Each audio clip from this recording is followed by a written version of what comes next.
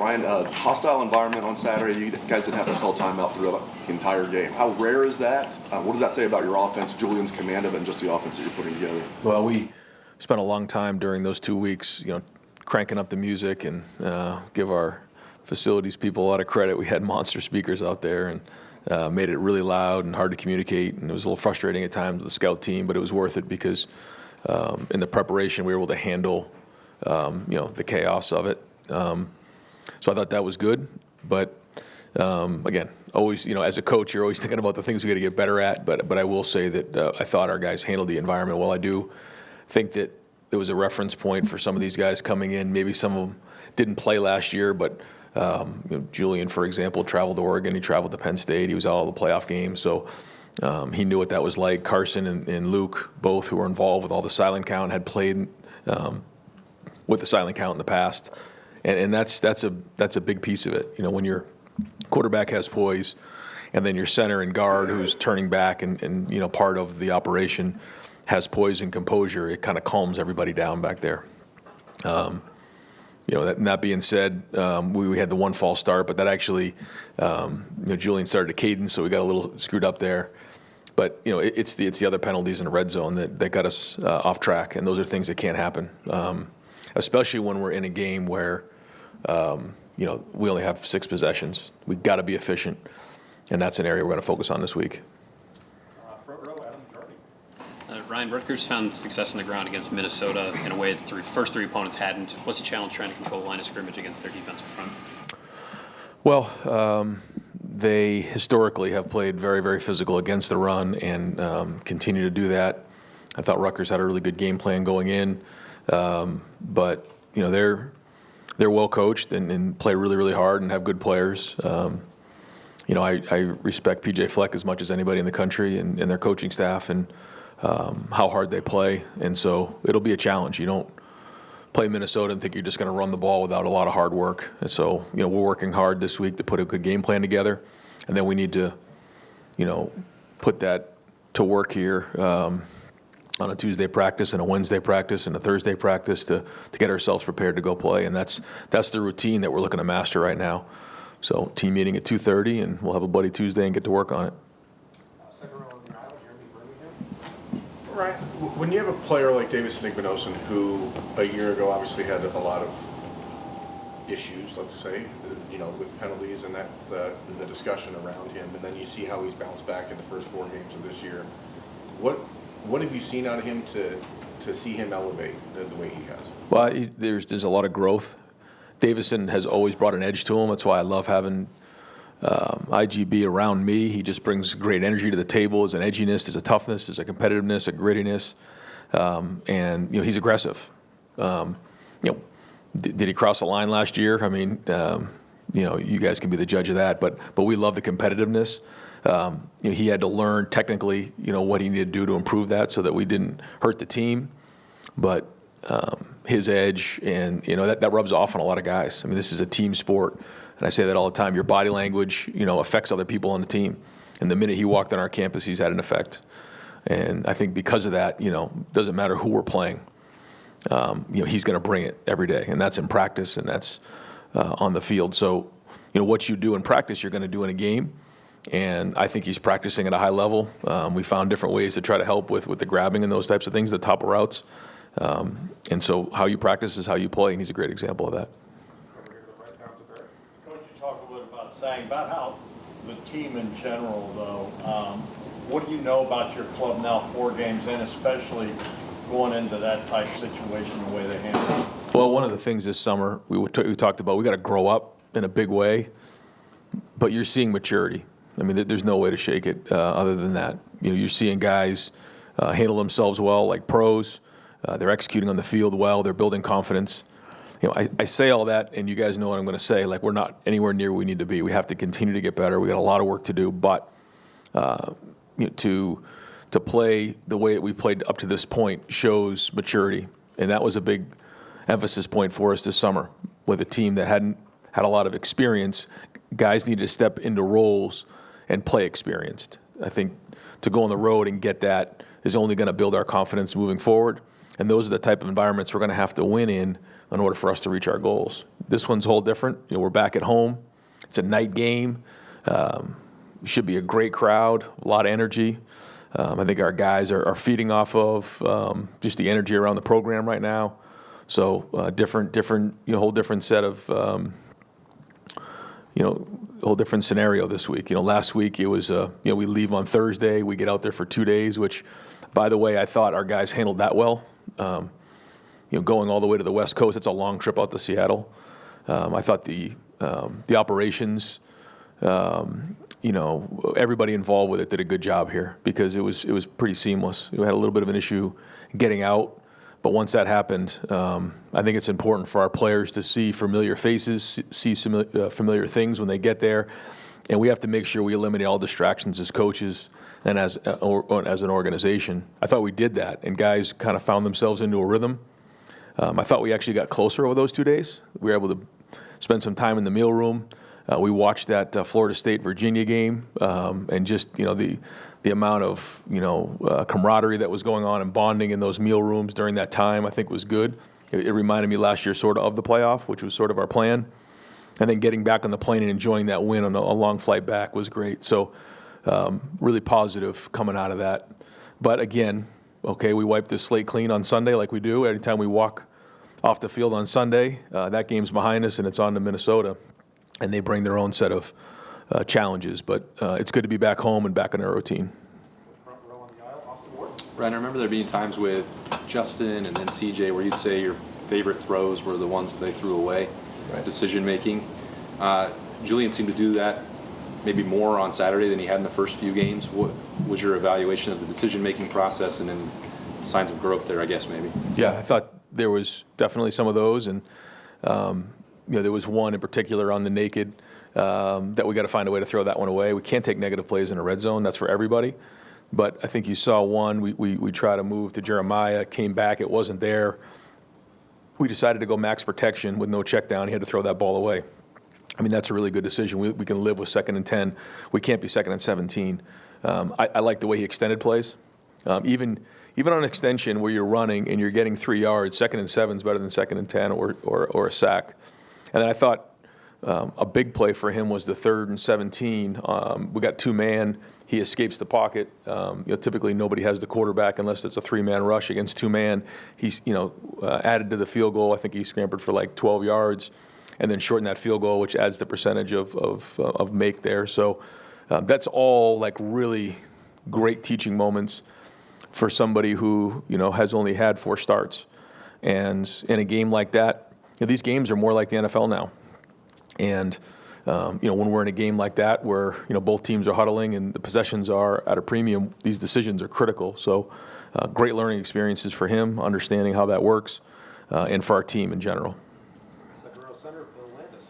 Ryan, you guys do a lot formationally, and you've talked before about how football can be cyclical, and you see like some teams going back to 12 personnel and things like that. Do you think there is room for, have you ever considered or would you consider recruiting, rostering a fullback, and maybe even using like a scholarship or rev share spot on a traditional blocking back? Well, I think you're seeing us play with, a fullback, quote unquote, in the backfield, but we feel like the skill set can be handled by our tight end body types. Now, if there's somebody that, fits that role and can do certain things like carry the ball, can insert on run game, kick out on gap schemes, catch the ball out of the backfield, also run the ball. It would be a consideration for sure. But I think the thing about it is you have to bring versatility. So if you're a receiver and you can only run routes and you can't block, you don't have a lot of versatility. You don't bring as much value unless you're just really, really elite at that one thing. If you're a tight end, you can only block and you can't run routes, or you can run routes but you can't protect, you don't bring as much value, because eventually what teams are going to do is they're going to say, when he's in the game, he's doing this. Same thing with the running backs, like Xavier Johnson and some of the guys that we've had in the past who could do multiple things, bring so much value to the table. And so for me, like if you're a tight end and you can line up in the backfield and do some of those things that a fullback's asked to do, you bring value. If all you can do is line up and do those things as a fullback, you lose value, because now when he's in the game, it's 2 backs. So to answer your question, we're trying to find as many guys who can do multiple things so that we don't get nailed down when teams are game planning us. Philip Daniels will see some familiar faces coming up this week. Where is he through 4 games? He's made great progress. And when you come into a program like this, now he's an Ohio player who has a lot of pride in the state. So, he knows what it means to be a Buckeye. But you don't just walk into the program and think you're going to get on the field. He's earned his spot, and he is a tough guy. He plays tough. He's right on the edge of it sometimes, which as a coach is great until a flag comes out. Then it's not great. But we love the intensity. We love the passion. We love how hard he plays. He gives us an edge. He's continually working to get better technically in everything that he's doing. And he has a higher ceiling even than he's at right now. So he's got to come in here and have a great week of practice. And this will be a big week for him playing against his old team for sure. But I think the guys appreciate what he brings every day. He brings a work ethic and a toughness to work every day, and we can build off of that. There's been a lot of talk about the pace of play on offense, but can it be beneficial for the different ways you guys have found a way to win when it comes? I mean, you only had 6 possessions in Washington.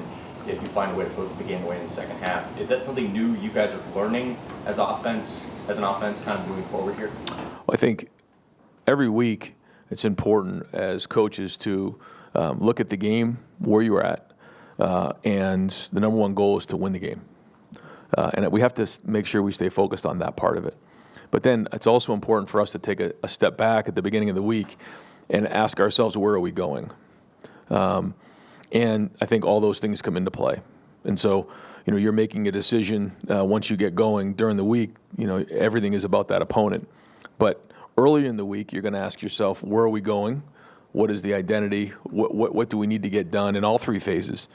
And so all those things come into consideration when we're making decisions on everything. So there's the short-term decisions that are made, and there's the long-term decisions that are made. And so we take all those conversations very seriously, and we go from there. I asked you about this back earlier this year. The 2022 recruiting class, you're down to 7 from that class, and then only a couple of them that really contributed a ton before this year. Obviously, Caden Curry, Kenyatta, these guys are now emerging.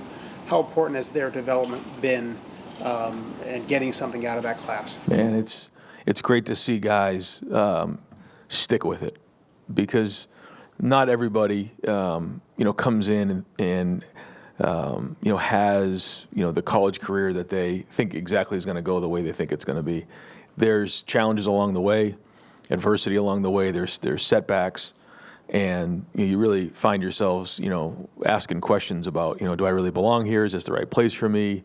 Am I good enough? There's just a lot of doubt can set in, and so you're seeing some guys in that class who hung in there come out the back end.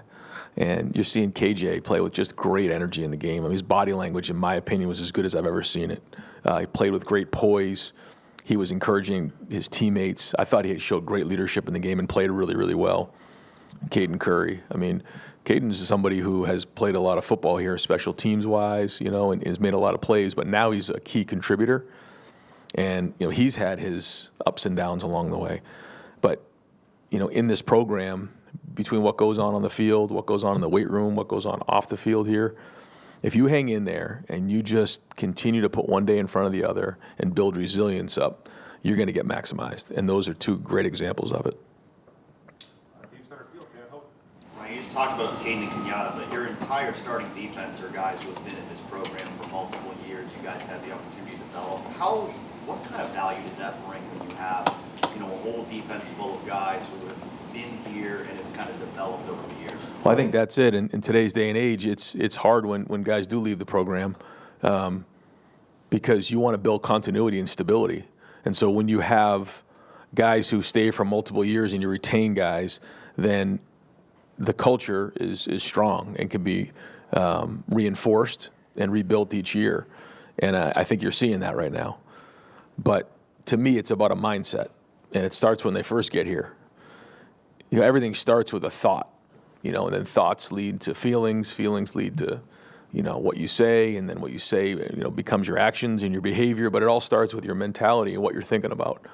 And whether it's on the field, in our meetings, what goes on in the training room, what goes on in the weight room, I think there's alignment that we all understand what the expectation is here. And it's a place where, guys can come in the building and get maximized and pushed and be, feel uncomfortable. I talked to the staff today. Like, there shouldn't be one person in this building that feels comfortable when they walk around. But at the same time, people love being in the building. And I think that to me, is winning culture. But it's day to day, man. And we are in a race to be the best in the country. And so, we got to wake up early and make sure that, we're out in front of this, because where we're going is not easy. And we got to keep pushing, because the issues are there. But if we keep showing up to work with that type of mentality on a daily basis, then we can get to where we need to be. But it's great to have guys in a program who have seen that work and believe in it. Brandon was close to ripping off a big punt return, obviously, then he puts the ball on the ground. We've talked about the punt return situation before. Is there any anticipation of changes coming after that? Do you still stick with Brandon? Well, I think that Brandon needs to hold on to the ball. And so whether it's offense or special teams, we're going to get that fixed. And we believe in Brandon. If Brandon didn't fumble that ball, I don't think anybody would be asking if he was the right guy back there. So he needs to hang on to the ball, because he's had two good returns here the last 2 games. And that's the bottom line. So we're going to count on him getting that fixed, making sure that the ball's not on the ground. He needs to bolt it in high contact areas. And we believe in him. He's a guy that, we see it every day. And nobody hurt more than he did when he put the ball on the ground, because we all know what a big point in the game that was. But that being said, I like the way he's hit that one, and I like the way he hit the one the week before. He got vertical. Guys did a good job. I think they believe in him on the team. So we're going to keep working with it. But, that's the positive part of it. So hang on to the ball, and we're not having this conversation. Yeah. I think coming into the season, a lot of people had high expectations for Edric. I'm sure he had high expectations for himself. You talked about inconsistency last week, but I guess the mental side of it, like, what's your message to players, kind of going through it, trying to get right and keep him involved as the season progresses? Well, that's kind of what we were talking about. When you're a young player, you think and sometimes you don't. I think you need to rely on your coaches and guys who have been through it before when you face adversity to look to them for advice. And the biggest thing is just keep putting one foot in front of the other. Avoid all distractions. And I think, not in particular here, but just in general, when you're a young player, now more than ever, there's a lot of distractions. And the focus has to be on where they are right now and having a great Tuesday practice. That's all that matters. And staying focused throughout a whole practice, staying focused throughout a whole game, concentrating on the meeting at hand or the walkthrough is very, very important. And so as you get older, that becomes easier, I think. And that's where you can gain an edge against your opponent. So that's just one example. There's a lot of things when you're a young player that you have to continue to work through. But a big part of it is showing up every day. And understanding, we say it all the time, that scarlet line that we cross when we walk on the field every day. The game doesn't care what you're going through. The game doesn't care about your feelings. It doesn't care if you're having a good day, a bad day. We had I'm not going to get into it last week. We had a guy who was sick all week. Didn't say anything to anybody. The game didn't care. He graded out a champion. Like, that's being a pro. That was a veteran guy who was, under the weather, but you never felt it all week because the game doesn't care. Once you cross back over the scarlet line, that's why you invest in your faith, your family, and your friends to rely on them to help you through those times. So I would say for a young player that's going through a difficult time, invest in your faith, family, and friends off the field so they can help you through it. But when you get on the field, the game doesn't care, man. You got to show up every day, and that's part of growing up. And but that's the program, and that's part of the resilience of why we continue to work through all these things. And we want to make sure that guys know that they've got a great support group here that's going to help them through those things. But at the end of the day, we got to show up and play. Ryan, you talked about the penalties in the red zone. I feel like after every game we've been in here, we've talked about the red zone. So how do you focus on getting that cleaned up without then the guys having a complex when they cross that 20-yard line? Well, it was the negative plays in this game. It was the sack, and then it was 2 penalties. So I thought there was some good. We were resilient down there. We got the big run that got us to 4th down. We went for it. We didn't execute on the 1 4th down and 1, which is disappointing. But we also found ourselves again, on 2 3rd and longs, and we kept playing, hit the tunnel screen to Jeremiah, which was big. So I mean, there was positives there, but we want to be perfect. We want to score touchdowns every time we get down there. The goal is 75% of our red zone trips should be touchdowns. We can't take negative plays, and so we'll take a look at that and continue to work through it. I thought some of the things that we had down there were good, but when you're down in the red area, it's not easy. You can see, some of the teams we're playing against, in our defense, the challenges they're presenting. And when you only have 6 possessions, you've got to be really good. And understanding that is critical. So we do, and, we're going to keep swinging away at it. Brian, I think Bo's first touch, he was kind of lined up outside, motioned back into the backfield. What about his skill set lends you guys the ability to get him involved in different ways? And he maybe even plays some 2-back stuff this season. Yeah, that was all of our receivers, all of our running backs can play receiver. That's sort of a prerequisite now because of what we were just talking about with Bill. Is like you have to be able to play multiple things. If you're just a running back and you can't run a route out of the backfield or line up at receiver if we need you to, or you can't protect, you're not bringing a lot to the table. And all these guys can do that. Bo, when he was young, I thought he was going to be a receiver because of how well he ran routes on the outside when he used to come to camp. And then as he grew up and got stronger, you realize he was going to be a running back. But he can do multiple things. CJ started out as a receiver, and James can catch the ball out of the backfield, so can Isaiah West. So as the season goes on, you'll start to see that, sort of like we did with Trey and Quinshawn, become more and more of a weapon because that's something that has to happen as a running back here in this offense. A lot of the oxygen so far this season has been around Bell in the linebacker room, but what has Sonny meant to you guys through 4 games, and how did you think the communication was on the defense on Saturday?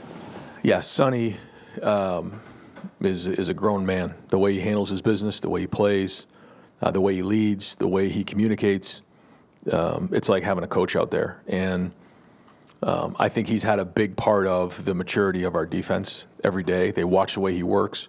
If he doesn't like something, he calls it out. And he's a big part of the reason why our defense has had success so far to this point. Not only his play and his versatility, you guys know he started out as a safety, came down, played linebacker. He can do things off the edge. So he has a lot of versatility as a player, but he's very, very intelligent, and he communicates well. So all of those things have had a major impact on our defense and allow us to do different things. And that's important. You're seeing the different looks that our defensive staff is putting out there in terms of a game plan. That's all good until you put somebody out there that can't execute it. And that takes a lot of work, takes a lot of meetings, takes a lot of walkthroughs. And because, Sonny's in the middle of it all, it's working.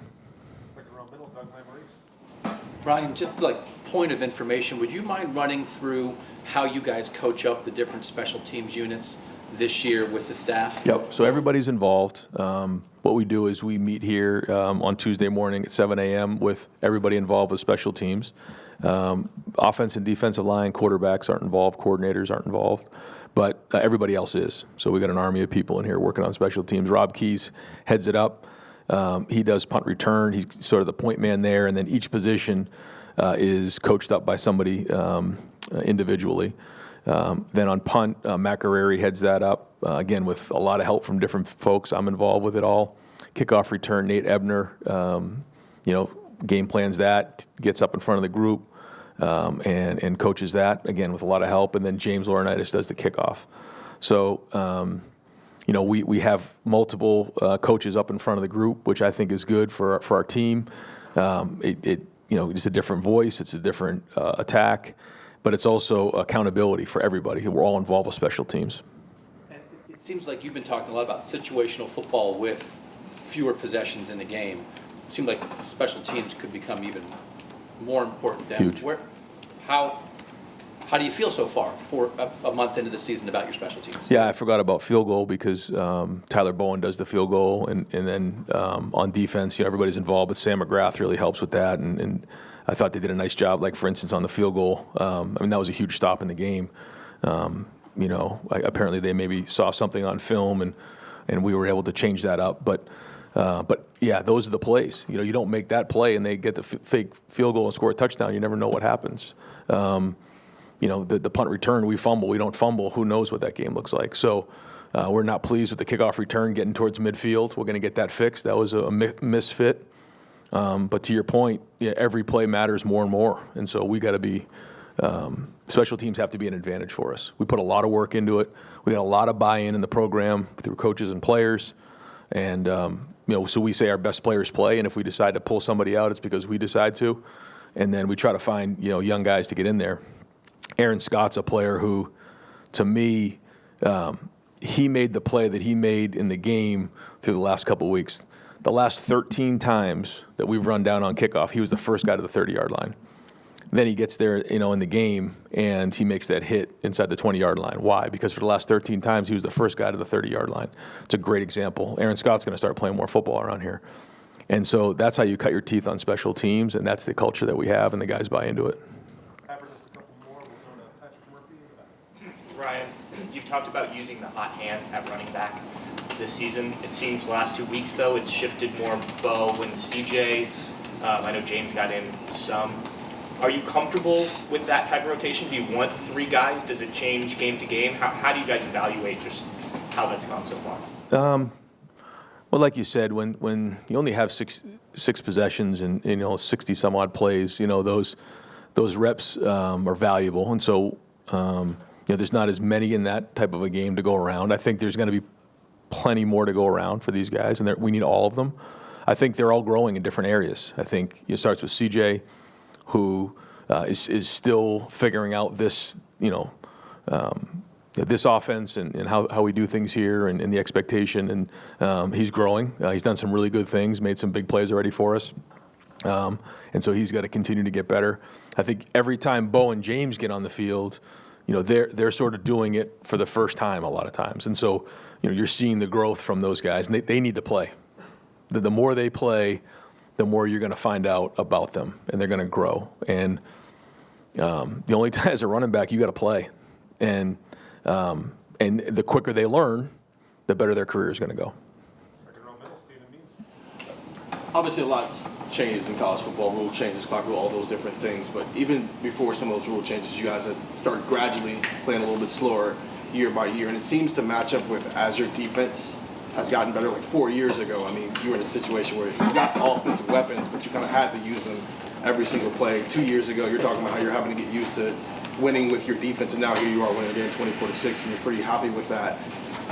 Has that allowed you to not feel so pressurized for your offense to be on every single play and not feel like your quarterback has to have it every single play, and he maybe grow throughout the season versus maybe where CJ had to be, where Kyle had to be, because of where your defense has gotten over the past 4 years, you figuring out the coaching staff, you getting the right players in the building and whatnot? Yeah, I hear what you're saying, but no, I feel stressed about being on every single play. I don't know.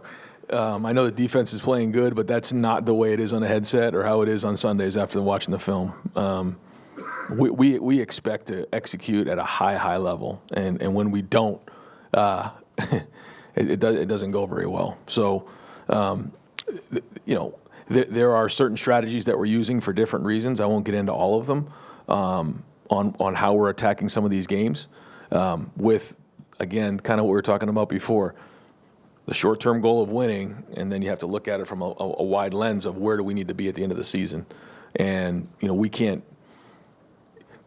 It's such a balance, like we do have to be right now. We have to take it game after game, day after day, putting one game in front of the other, all those things. But at some point, you got to look out and say, okay, this is a long run, a bunch of sprints, not a marathon. That's sort of how we look at it. But when you look at it from a wide lens, we have to have a plan on what we're doing.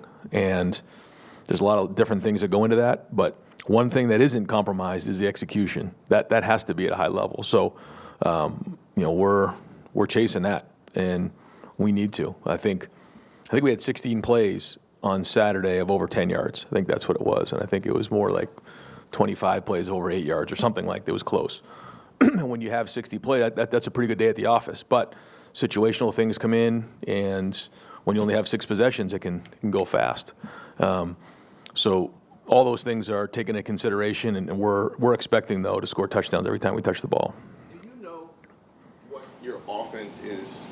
This is automatic. This is what we know we're good at, and so now you're kind of poking holes to see what's still, to the point of your bigger picture.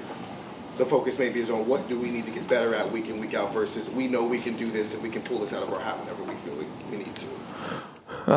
I think you have an identity and you have a core of what you think you are, and then you go into other areas to figure out how you can diversify. And I think that's the balance we try to find every week. And the last question, Tim May.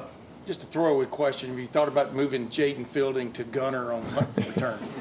Well, I think we've had 6 returns, and he's had to make 2 tackles, so that's not a good percentage for the kickoff team. But having a kicker that's willing to do that, what does it do for you? Well, he was special teams player of the week because of it. He and Aaron Scott were co-special teams players of the week, and he made his field goals here, but then he stuck his nose in there and got him on the ground. When if he didn't do that, ball would have been past midfield at the very least. So that's why the kickers are involved in everything, mat drills and everything we do in the weight room. And he got run over slow, but he got him down, so that was good. Real quick, Arvell Reese, how would you describe where he's come to at this point, in his career and stuff? And is it a combination of Matt Patricia and James Laurinaitis finding exactly what he can do best and sicking him on people? How would you describe the rise of Arvell Reese? Well, I thought the play that he made early in the game on the spy when Williams escaped to his left out in space, this is a guy, I kind of used a rabbit as an example, trying to chase a rabbit. I mean, he was so quick. And just the way that he was able to twitch, change direction, get him on the ground, it caught me in game. He's got great twitch. He's got great power. And, every day he's getting better as a football player. I use the example of when he was at linebacker when he got here. He went in and played defensive line for a month or 2 months during when he was on the scout team as a freshman. It's a great example of a player who used that opportunity to get better, because now, like you said, coaches can put him up in the line of scrimmage, he can rush the passer because of what he learned in that moment, where some guys would say, oh, I'm just down on the scout team and now I'm playing defensive end. No, that's an opportunity to learn from. And now he has that versatility, just like on offense, to be able to play it at 2 different levels. And Sonny's an example of someone that's played that can play at 3 different levels. And those are all really valuable, just like on offense. But he certainly has become a huge part of our defense.